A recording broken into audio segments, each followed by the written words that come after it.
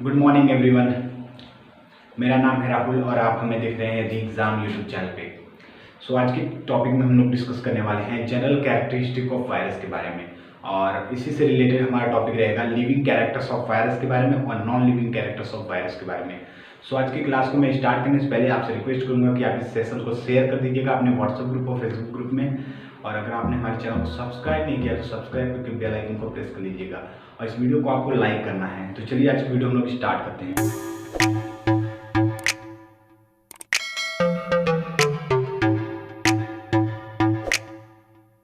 मैं आपको समझाना चाहता हूँ कि जो जनरल कैरेक्टरिस्टिक ऑफ वायरस क्या होता है, कि वायरस के जितने भी लक्षण हैं उनको हम लोग देख लेते हैं, वायरस के लक्षण।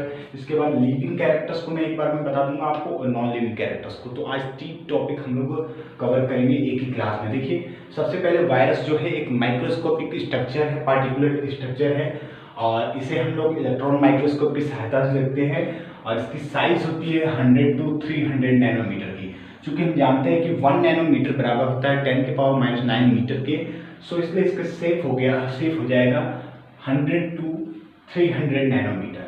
देखिए, मैं एक बार फिर से आपको बता दूं कि वायरस जो होता है अति सूक्ष्म कण होते हैं जो हमारी आंखों से नहीं दिखाई देते, तो इसे देखने के लिए हमें इलेक्ट्रॉन माइक्रोस्कोप की आवश्यकता पड़ती है।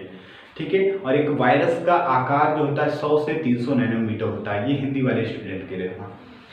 अब देखिए, बात करते हैं कि वायरस एक ऐसा जो जीव है, वायरस है जो फिल्टर नहीं किया जा सकता।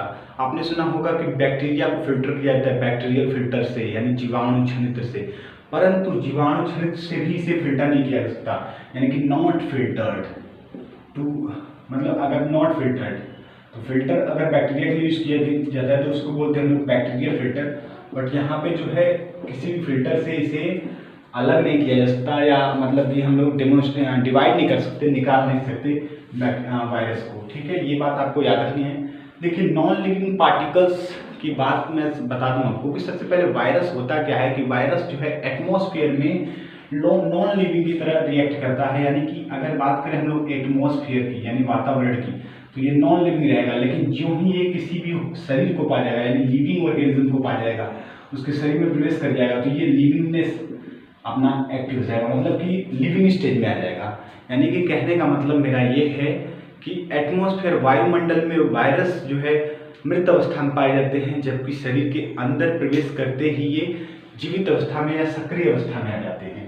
देखिए, volume of smallest virus particle की वॉल्यूम कितनी होती है, 7×10⁻⁷ म्यू या म्यू मीटर स्क्वायर होता है। मतलब कि सबसे छोटे वायरस जो विषाणु है कण का आयतन 7×10⁻⁷ म्यू मीटर स्क्वायर होता है। ये बात आपको याद रखनी है। वायरस में रेप्लिकेशन होता है, रेप्लिकेशन के बारे में मैं बता दूंगा आपको। रेप्लिकेशन का मतलब होता है प्रतिलिपिकरण। देखिए, वायरस में कोई भी रिप्रोडक्शन नहीं होता। वायरस में रिप्रोडक्शन की जगह, मतलब ऐसे कार्य जैसे बैक्टीरिया में द्वितीय विभाजन होता है, आपने सुना होगा, है ना, विखंडन होता है, मुकुलन होता है, तमाम तरह की प्रोसेस होती है। बट यहाँ पे कोई भी उस तरह की प्रोसेस नहीं होती। यहाँ पे क्या होता है कि ये अपनी बॉडी को रेप्लिकेट करता है, ये अपनी सेल्स को रेप्लिकेट करके दूसरा वायरस बना देता है। तो इस तरह का मतलब रेप्लिकेशन प्रोसेस पाई जाती है इसमें देखिए, नॉट प्रोटीन सिंथेटिक मशीनरी पाई जाती है। इसमें कोई भी प्रोटीन्स नहीं होती इनके अंदर। जैसे बात करें, अगर ऑर्गेनिज्म में कार्बोहाइड्रेट, ग्लूकोज, शर्करा है, तो उसकी जगह पे यहाँ पे कोई भी प्रोटीन्स नहीं होती है। केवल ये जो है प्रोटीन्स की जगह इनके पास कुछ प्रोटीन्स थोड़ी मात्रा में पाई जाती हैं और न्यूक्लिक एसिड पाई जाती हैं। ये चीज़ें आपको याद रखनी है। देखिए, ये डिपेंड होते हैं होस्ट सेल पे। अगर मतलब बात करें इनके पोषण की, वायरस के, तो वायरस अपने पोषण के लिए बैक्टीरिया पे निर्भर होते हैं। यानी कि मतलब किसी होस्ट सेल का मतलब बैक्टीरिया हो गया या फिर और भी चीजें हो गए, उन पे ये अपने न्यूट्रिशन के लिए डिपेंड होते हैं, निर्भर होते हैं। इसके बाद बात करें कि तापमान और आर्द्रता, मतलब कि टेम्परेचर एंड ह्यूमिडिटी पे ये क्या करते हैं, अनुक्रिया प्रदर्शित करते हैं, रिएक्ट हो जाते हैं, रिएक्ट होते हैं, मतलब बदलते रहते हैं। जब भी तापमान और आर्द्रता बदलती है तो उसके अनुसार ये क्या करते हैं, बॉडी को रिएक्ट करते हैं। चलिए बात करते हैं हम लोग कि जो वायरस होते हैं, वायरस को नष्ट किस प्रकार से किया जाता है। तो कुछ केमिकल्स होते हैं जिनको हम कीमो कहते हैं या थर्मोथेरेपी, टेम्परेचर की सहायता से या फिर कोई रसायन हो गया, रसायन की मदद से, रासायनिक औषधियों की मदद से क्या किया जाता है, इन्हें निष्क्रिय किया जाता है, इनएक्टिव किया जाता है। ये बात आपको याद रखनी है। देखिए क्या करते हैं ये, जब भी इन्हें रेप्लिकेशन करना होता है तो ये सबसे पहले क्या करते हैं कि बैक्टीरियल की ब्रेक बैक्टीरियल मेटाबॉलिक रिएक्शन, यानी कि ये जो बैक्टीरिया होता है, होस्ट सेल होता है, होस्ट सेल के अंदर बैक्टीरिया की जितनी भी उपापचयी प्रतिक्रियाएं होती हैं उन्हें नष्ट कर देते हैं। चूँकि इनके अंदर कोई भी मेटाबॉलिक एक्टिविटी नहीं होती है, कोई भी इनके अंदर न्यूट्रिशन नहीं होता है, इसलिए ये अपने न्यूट्रिशन के लिए डिपेंड होते हैं होस्ट सेल पर। सो फाइनली मैं आपको ये बताना चाहता हूँ कि बैक्टीरिया जो वायरस क्या करते हैं कि बैक्टीरिया की जितनी भी मेटाबॉलिक एक्टिविटी होती है उसको ब्रेक करके ये डिपेंड होते हैं, मतलब अपने पोषण के लिए उस पर निर्भर हो जाना। अपने पोषण के लिए वो स्वयं पर निर्भर नहीं होते बल्कि उसके बैक्टीरिया पर निर्भर होते हैं। हम लोग वायरस के लिविंग कैरेक्टर की देखिए, वायरस के लिविंग कैरेक्टर में सबसे पहले मैं बता दूं आपको कि वायरस कभी भी लिविंग कैरेक्टर तभी शो करता है जब वो किसी लिविंग ऑर्गेनिज्म के अंदर हो, यानी कि किसी लिविंग सेल्स के अंदर होना चाहिए। ये बात मैंने आपको पहले भी इधर भी मैंने बता दी यही बात की, जब भी वायरस क्या होता है कि देखो वायरस एक तरह का नॉन लिविंग पार्टिकल होता है, लेकिन ये एटमॉस्फेयर में नॉन लिविंग होता है। जो ही किसी भी सेल में लिविंग सेल में जाता है तो ये क्या करता है, लिविंगनेस शो करने लगता है, यानी कि एक्टिव हो जाता है ये। सो ये एक्टिव होगा लिविंग में, बट अगर एटमॉस्फेयर में क्या होगा, ये नॉन लिविंग होगा। एटमॉस्फेयर में नॉन लिविंग होते हैं वायरस, ठीक है, ये बात आपको याद रखनी है। तो एक्टिव इन लिविंग सेल्स। दूसरी बात कि ये रेप्लिकेशन जो है होस्ट सेल में करते हैं, यानी कि रेप्लिकेशन का मतलब मैंने आपको यहाँ पे बताया होगा प्रतिलिपिकरण।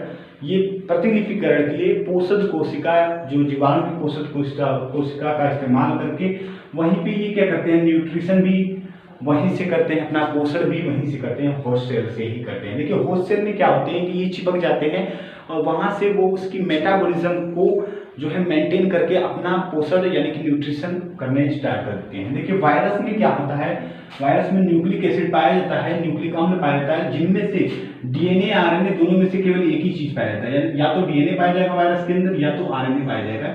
ये बात आपको याद रखनी है, पिछली क्लास में भी मैंने बताया था आपको। देखिए वायरस टेम्परेचर और ह्यूमिडिटी पे क्या करते हैं, रिएक्ट करते हैं, एटमॉस्फेयर में रिएक्ट करते हैं या मतलब अनुक्रिया प्रदर्शित करते हैं, ये बात आपको ये समझनी है। अब बात करते हैं हम लोग non living characters of virus के बारे में। देखिए नॉन लिविंग कैरेक्टर्स की तुलना हम लोग सभी लिविंग सेल से करेंगे। जैसे ऑल लिविंग सेल है, ऑल लिविंग सेल जितनी भी सजीव कोशिकाएं होती हैं वो उनका डीएनए डबल स्टैंडर्ड होता है, यानी कि डबल स्टैंडर्ड डीएनए पाया जाता है। परंतु वायरस में क्या होता है, सिर्फ सिंगल स्टैंडर्ड डीएनए पाया जाता है, ये बात आपको याद रखनी है। सिंगल स्टैंडर्ड का मतलब होता है एक बल्कीय डीएनए, एक बल्कीय यानी कि एक वलय पाया जाता हो, केवल एक बल्कि, जबकि इसमें द्विबल्कीय डीएनए पाया जाता है, ठीक है। डबल स्टैंडर्ड डीएनए होता है और इसमें सिंगल स्टैंडर्ड डीएनए होता है। अब बात करते हैं दूसरे कैरेक्टर की, तो ऑल लिविंग सेल्स में डीएनए आरएनए दोनों पाया जाता है, both are present, but the virus have only DNA और आरएनए, मतलब या तो डीएनए पाया जाएगा या तो आरएनए पाया जाएगा उसके जेनेटिक मटेरियल में। तो ये चीज आपको समझनी है, जेनेटिक मटेरियल में या तो डीएनए होगा या तो आरएनए होगा, ये बात आपको समझनी है, जबकि लिविंग सेल्स में दोनों ही पाए जाते हैं। देखिए वायरस में क्या होता है, आपने सुना होगा कि ऑल लिविंग सेल्स में कार्बोहाइड्रेट, वसा, एंजाइम, प्रोटीन्स और भी न्यूक्लिक एसिड सभी चीजें पाई जाती हैं। परंतु जो वायरस होता है, वायरस में प्रोटीन्स और न्यूक्लिक एसिड केवल दो ही मैटर्स पाए जाते हैं। फर्स्ट मैटर प्रोटीन होता है, दूसरा न्यूक्लिक एसिड होता है। न्यूक्लिक एसिड में केवल डीएनए या तो आरएनए पाया जाएगा, ये बात आपको समझनी है। देखिए वायरस कोई भी सेल्स नहीं होती, वायरस की कोई भी सेल नहीं होती, यानी कि वायरस ए सेलुलर होता है, अकोशिकीय जीव होता है वायरस, ये बात भी आपको समझ लेनी है, अकोशिकीय होता है वायरस, ठीक है। और वायरस जो है कोई भी मेटाबॉलिक एंजाइम एक्टिविटी नहीं करता है, यानी कि not contain metabolic enzymes and they have no growth, मतलब इसमें कोई भी वृद्धि नहीं होती है, ये भी बात आपको समझनी है। वायरस में कोई भी वृद्धि नहीं होती, बल्कि वृद्धि की जगह उसमें रेप्लिकेशन होता है। वायरस में कोई भी मेटाबॉलिक एंजाइम एक्टिविटी नहीं होती, ये भी बात आपको समझनी है। रिप्रोडक्शन इन होस्ट सेल या न्यूट्रिशन इन होस्ट सेल, ये दोनों चीजें मैंने आपको बता दी है कि या तो रिप्रोडक्शन मतलब रेप्लिकेशन के थ्रू होता है, रिप्रोडक्शन होस्ट सेल में होता है बैक्टीरिया को ये निशाना बनाते हैं, वहाँ पे क्या करते हैं ये अपना कंजुगेशन ट्यूब या फिर बहुत सारे मेथड है उसके थ्रू ये क्या करते हैं अपना रिप्रोडक्शन करते हैं, रेप्लिकेशन करते हैं और न्यूट्रिशन के लिए भी ये होस्ट सेल पे करते हैं। सो स्टूडेंट ये था आज का वायरस कैरेक्टरिस्टिक, जिसमें हमने लिविंग कैरेक्टर और नॉन लिविंग कैरेक्टर्स दोनों को समझ लिया है। आई होप ये वीडियो अगर आपको पसंद आए तो आप इसे लाइक करिएगा और इस वीडियो में भी अगर आपका कोई डाउट है तो हमें कमेंट करके बताइएगा और शेयर करिएगा अपने व्हाट्सएप ग्रुप और फेसबुक ग्रुप में। चैनल पे नए हैं तो आप सब्सक्राइब करके बेल आइकन को प्रेस कर लीजिएगा। आज के लिए इतना ही, गुड बाय।